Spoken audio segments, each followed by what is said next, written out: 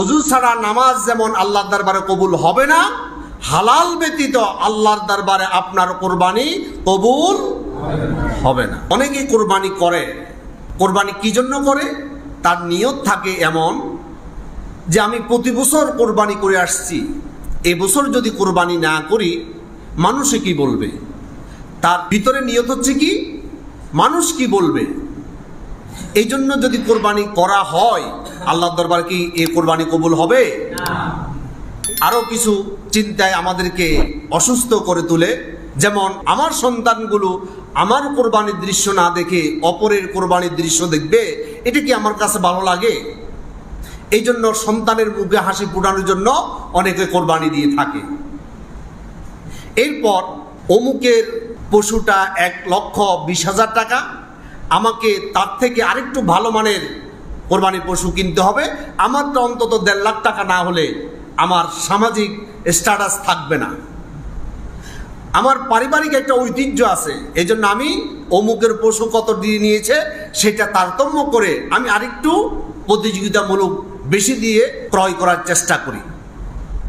এরপর অনেকে চিন্তা করে অমুকের কোরবানির পশু যদি 5 মণ হয় আমারটা 7 মণ হওয়া লাগবে, প্রয়োজনে সুদের উপর টাকা নিব, সমস্যা কি? এরকম কিছু অসুস্থ মানসিকতার কিছু মুসলমান ভাইরা আছে না? প্রিয় ভাইরা, আমাদেরকে একটা বিষয় মনে রাখতে হবে, এই কোরবানি আল্লাহ তাআলা এই জন্য চায় আপনার আন্তরিকতা, আপনার ইখলাস, আপনার একাগ্রতা, আল্লাহর প্রতি আপনার প্রেম ভালোবাসা। আল্লাহ তাআলা চায় এটাই। আল্লাহ তাআলার কাছে আপনার কত ওজনের পশু আপনি কোরবানি করলেন, কত লক্ষ টাকা দিয়ে আপনি কোরবানি পশু ক্রয় করলেন, এটা আল্লাহর কাছে দেখার বিষয় নয়। আল্লাহ সুবহানাহু ওয়া তাআলা বলছেন, লান ইয়ানালাল্লাহা লুহুমুহা ওয়ালা দিমাউহা ওয়ালাকিন ইয়ানালুহুত তাকওয়া মিনকুম। তোমাদের পশুর মাংস অথবা রক্ত কিছুই আমার কাছে আসবে না, আমার কিছুই প্রয়োজন নাই। ওয়ালাকিন ইয়ানালুহুত তাকওয়া মিনকুম, আমার কাছে শুধু কর্তব্যের বিষয়, আমার কাছে শুধু বিবেচ্য বিষয়, সেটা হচ্ছে তাকওয়া, আল্লাহর ভয়, আল্লাহর প্রেম, আল্লাহর ভালোবাসা। আর হযরত ইব্রাহিম আলাইহিস সালাম যে চেতনায় উজ্জীবিত হয়ে এই কোরবানি পেশ করেছে, ওই চেতনা আপনি কতটুকু লালন করেছেন, কতটুকু আপনার ভিতরে ধারণ করেছেন, এটাই আল্লাহ তাআলা দেখবেন। সুতরাং কোরবানি যদি আমরা করি একমাত্র কার জন্য করব? যারা জবাব দেন না এরা আল্লাহর জন্য করবেন না, কার জন্য করব? আল্লাহর জন্য। এর আগে আমাদেরকে ইখলাসের সাথে নিয়ত করতে হবে, কোন ধরনের রিয়া অথবা অসুস্থ প্রতিযোগিতা, পারিবারিক ঐতিহ্য, সামাজিক ঐতিহ্য, এই ধরনের চিন্তা যাতে করে আপনাকে আক্রান্ত করতে না পারে, এ বিষয়টা সিদ্ধান্ত নিতে হবে। যদি এই ধরনের কোনো চিন্তা আপনাকে স্পর্শ করে তাহলে আপনার কোরবানি আল্লাহর দরবারে কবুল হবে না। এরপর আমাদেরকে চিন্তা করতে হবে, কোরবানি যেটুকু আপনি দিবেন এটুকু একেবারে স্বচ্ছতার সাথে হালাল উপার্জন হতে হবে। হারামের কোনো স্পর্শ যদি লেগে যায় এই কোরবানি আল্লাহর দরবারে কবুল হবে না। বিশেষ করে আমরা যারা শরীকানা কোরবানি করব নিয়ত আছে বা অনেকে এইভাবে করে থাকি, তাদের বিষয়ে আমি একটু পরামর্শ দিতে চাই। আপনার শরীকানা কোরবানি দেওয়ার ক্ষেত্রে আপনি যাদের সাথে শরীক দিচ্ছেন তাদের আয় ইনকামের ব্যাপারে আপনি পূর্ণাঙ্গ ওয়াকিফাল হতে হবে। আপনাকে বিস্তারিতভাবে তথ্যগুলো জানতে হবে, তিনি কি হারাম কোনো উপার্জন করে কিনা, অথবা তার ইনকামের মধ্যে হারাম মিশ্রিত কিনা। যদি হারাম মিশ্রিত থাকে তাহলে তার সাথে আপনি কোরবানি দিবেন। আপনাকে একটা বিষয় মনে রাখতে হবে, আপনারা শরীক দিচ্ছেন ধরুন 7 শরীক, কিন্তু পশু কয়টা?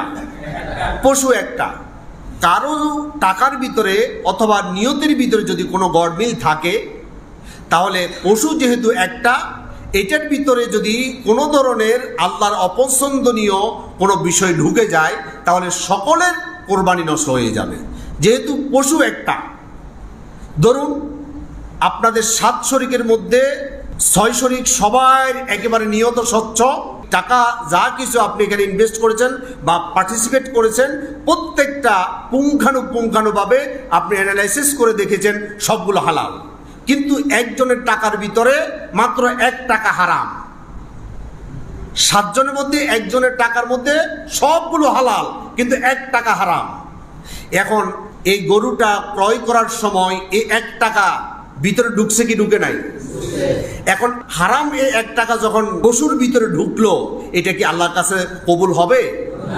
হবে না। কেন? আসুন রাসূলের হাদিস থেকে শুনি। জামিউ তিরমিজির হাদিস নাম্বার 2989 আন আবি হুরায়রা রাদিয়াল্লাহু তাআলা আনহু قال قال رسول الله صلى الله عليه وسلم, নবী করিম সাল্লাল্লাহু আলাইহি সাল্লাম বলছেন, ইয়া আইয়ুহান নাস, হে মানব সকল, ইন্নাল্লাহা তাইয়্যিবুন, নিশ্চয় আমার আল্লাহ সুবহানাহু ওয়া তাআলা পবিত্র, ওয়ালা ইয়াকবালু ইল্লা তাইয়্যিবান, তিনি অপবিত্র কিছুই তিনি কবুল করেন না।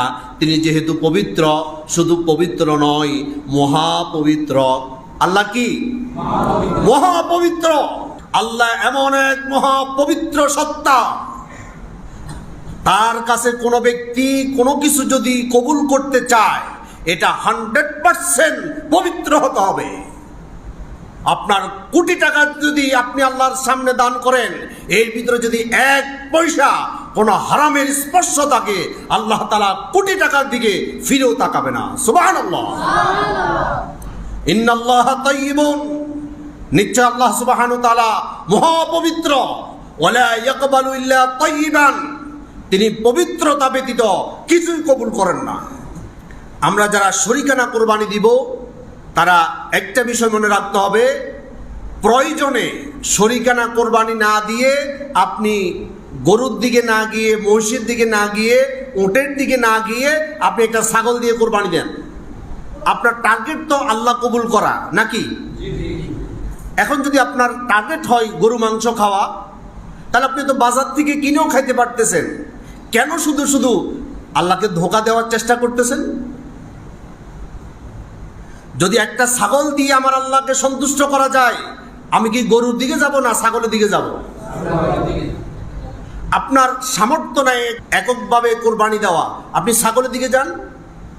ছাগল দিয়ে যদি আপনি কোরবানি দেন, তাহলে আপনার হালাল উপার্জন, আপনার নিয়ত সহি আশা করা যায়। এই ক্ষেত্রে আল্লাহর দরবারে আপনার কোরবানি অবশ্যই কবুল হবে ইনশাআল্লাহ। নবীজি সাল্লাল্লাহু আলাইহি সাল্লাম একটা ভবিষ্যৎবাণী করেছেন, এমন একটা সময় আসবে মানুষ উপার্জন করবে, কিন্তু হালাল নাকি হারাম এটার তোয়াক্কা করবে না, এটার ব্যাদ বিচার করবে না। সে পাইলো আর খাইলো। এটা তো পশুদের কাজ। আপনি একটা পশুকে কিছু ফসলের সামনে যদি ছেড়ে দেন আর যদি ওয়াজ করেন, বাবাজি তোমাকে অনেক কষ্ট করে আমি লালন পালন করে আজকে 5 বছর পর্যন্ত তোমাকে এত বড় করেছি, খবরদার এটা কিন্তু আমার অমুক মালিকের, এটা কিন্তু তোমার জন্য হারাম, এটা তুমি খাইও না, এটা স্পর্শ করিও না, এরকম কয়েক মিনিট ওয়াজ করে পশুটাকে আপনি ওই ক্ষেতের পাশে ছাড়ি দিয়ে চলে আসেন। আচ্ছা, পশু কি হালাল নাকি হারাম এটা কি বিবেচনা করবে? বিবেক বিবেচনা না করে হালাল হারাম এক সমান তার কাছে। আপনিও যদি হালাল হারাম বিবেচনা না করে ইনকাম করেন, পশু আর আপনার মধ্যে কোনো পার্থক্য নাই। ঠিক কিনা বলেন? নবী করিম সাল্লাল্লাহু আলাইহি সাল্লাম কি বলছে শুনুন। সহিহ বুখারীর হাদিস নাম্বার 2083 عن أبي هريرة رضي الله تعالى عنه قال قال رسول الله صلى الله عليه وسلم لا يأتي على الناس زمان, মানুষের জীবনে এমন একটা জামানা আসতেছে, লা ইউবালিল মারু বিমা আখাযাল মাল, তারা মাল উপার্জন করবে, মাল অর্জন করবে, তারা টাকা পয়সা উপার্জন করবে, আমিন হালালিন আমিন হারামিন, হালাল নাকি হারাম এটা তারা বিবেচনা করবে না, এটা তারা ব্যাদ বিচার করবে না, এই নিয়ে তাদের কোনো চিন্তা ফিকির থাকবে না। তারা পেলো আর খেলো। পশু যেমন তার সামনে আসা মাত্র হালাল কি হারাম এটা বিবেচনা করে না, পশুর মতো হয়ে যাবে মানুষগুলো। তারা হারাম নাকি হালাল এটা বিবেচনা না করে যা পাবে তাই তারা লুটে নেওয়ার চেষ্টা করবে। ওই জামানা কি আসবে না এসে গেছে? এসে গেছে। বিশ্বাস হয়? যদি এটা আপনার বিশ্বাস হয়, তাহলে হারাম থেকে বেঁচে আল্লাহর দরবারে আপনার কোরবানি যাতে আল্লাহ তাআলা কবুল করে নেয়, সেইভাবে সচেতনতার সাথে তীক্ষ্ণ দূরদর্শিতার নিরিখে আপনাকে কোরবানি দেওয়ার চেষ্টা করার দরকার আছে না নাই? আল্লাহ তাআলা 23 নম্বর সূরাল মুমিনুনের 51 নম্বর আয়াতে বলছেন, ইয়া আইয়ুহার রাসূল কুলু মিনাত তাইয়্যিবাতি ওয়া আমালু সালিহা। হে রাসূলগণ, তোমরা আগে কুলু মিনাত তাইয়্যিবাত, হালাল খাও, এরপর আমালু সালিহা, এরপর ভালো ভালো আমল করো, আমল সালেহ করো। অর্থাৎ আগে হালাল খেতে হবে, এরপর আমল করতে হবে। আগে ওযু নাকি নামাজ? আগে ওযু। এখন কেউ যদি ওযু না করে নামাজ পড়ে, নামাজ কবুল হবে তো? এখানে আল্লাহ তাআলা বলছে আগে হালাল তারপর আমল। এখন আগে হালাল নাকি আগে কোরবানি? আগে হালাল তারপরে কোরবানি। ওযু ছাড়া নামাজ যেমন আল্লাহর দরবারে কবুল হবে না, হালাল ব্যতীত আল্লাহর দরবারে আপনার কোরবানি কবুল হবে না। আপনি অনেকের সাথে কোরবানি দিয়ে আসছেন, আপনি জানেন সে 2 নম্বরই কাজ কারবার করে, তার ইনকামের মধ্যে হারাম মিশ্রিত আছে, আবার সে নামাজ পড়ে না। আচ্ছা, যে ব্যক্তি আল্লাহর জন্য নামাজ পড়ে না, সে আল্লাহর জন্য কোরবানি দেয়, এটা কি বিশ্বাস হয়?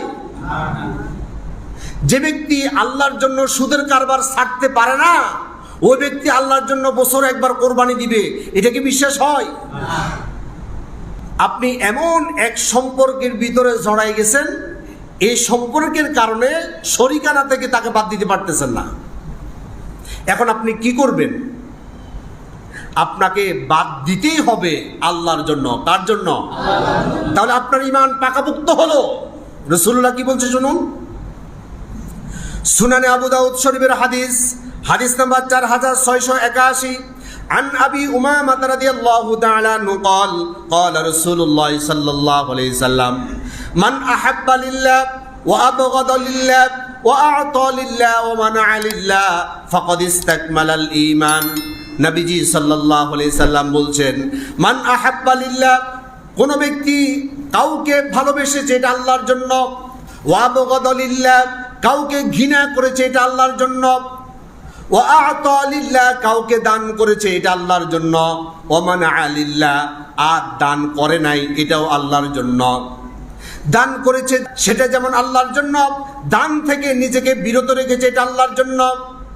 ফাকাদ ইস্তাকমালাল ঈমান, রাসূলুল্লাহ সাক্ষী দিচ্ছে এই হচ্ছে তার ঈমানের দাবিতে পরিপূর্ণ সত্যবাদী। সুবহানাল্লাহ বললেন না? ভালোবাসতে হবে আল্লাহর জন্য, কাউকে ত্যাগ করতে হবে তাও আল্লাহর জন্য, তাহলে আমাদের ঈমানটা পাকাপোক্ত হবে। আরেকটা অসুস্থ প্রতিযোগিতা লক্ষ্য করা যায়, অনেকে পশু কেনার পর রাস্তায় হাঁটায়, এরকম কিছু অসুস্থ প্রতিযোগিতা করার মতো মুসলমান আছে না নাই? আপনি কেন এটা করতেছেন? এটা তারা অনেক ক্ষতি আছে। প্রথম নাম্বার ক্ষতি হচ্ছে আপনার ভিতরে রিয়া সৃষ্টি হবে, আমার গরুটা অনেক সুন্দর, মানুষ দেখতেছে আমি কত ভালো মানের পশু দিয়ে কোরবানি করতেছি।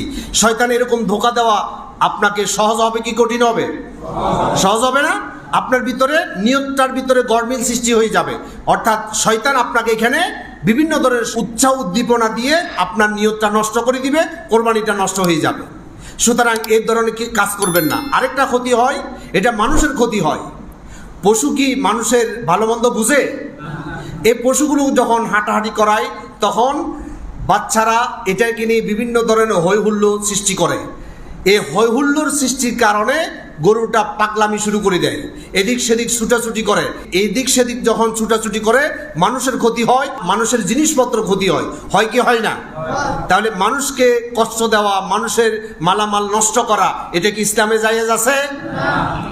এই ধরনের পাগলামি কে শিখালো? যারা এই ধরনের কাজ করবে বুঝতে হবে এরা লোক দেখানোর জন্য কোরবানি দিচ্ছে, আল্লাহর জন্য কোরবানি দিচ্ছে না। ঠিক কিনা বলেন? এই ধরনের কাজ আমরা প্রত্যেকের অবস্থান থেকে এই বিষয়টা বাদ দেওয়ার চেষ্টা করবো তো ইনশাআল্লাহ।